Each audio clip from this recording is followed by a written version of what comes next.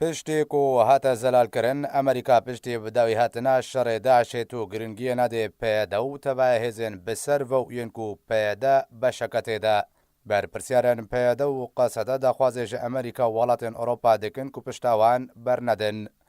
مەزلوم کوبانی بەرپرسیارێ قەسەدە داخواز جەها پەیمانیان ناودەوڵەتی لە دژی داعشێک و ئەمریکا سەرپەرشتیە وێ دکێکرد و 1000 حتا 1500 سەربازên xwe li Rojavayê Kurdistanê bihêlin pêş têbidawî hatina şerê Daişê.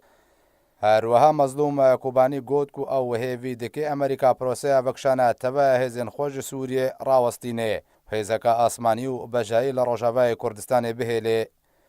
Weke hate ragihandin ku hevpeymaniya navdewletî li dijî Daişê bi serokatiya Amerîka ew daxwaza qesede û peyda red kiriye, guh neda wê daxwazê. Ji alî xwe ve Eldar Xelîl di lêdwanekê de ji bo Ajansa France Press ya Fransî daxwaz ji welatên Yekîtiya Ewropa kir ku hêzekî li ser sinûrê Rojavayê Kurdistanê belav bike û yan jî ji alî asman ve piştevaniya wan bike. Herwiha Xelîl got ku pêwîst e ji rûyê exlaqî û siyasî ve welatên Yekîtiya Ewropa pişta pêde bernedê û Ferensakarê pêşniyazekê ji bo Encûmena Esayîşa Navdewletî pêşkêş bike. De ku hêzên navdewletî li ser sinûrê Rojavayê Kurdistanê bi Tirkiye re belav bike.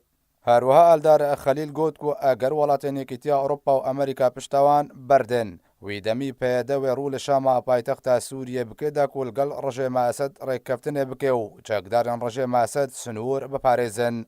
Ji dema ku Donald Trump serokê Amerîka biryara vekişana hêzên Amerîkî ji Sûriye ragihandiye û pêde ketiye li û tevgerê de û rû li teveya aliyan kiriye de ku bihana wan vewerê. Lê teveya daxwaz û projeyên ku pêde pêşkêş kirine ji aliyê wan aliyên ku pêde rûlwan kiriye hatine redkirin.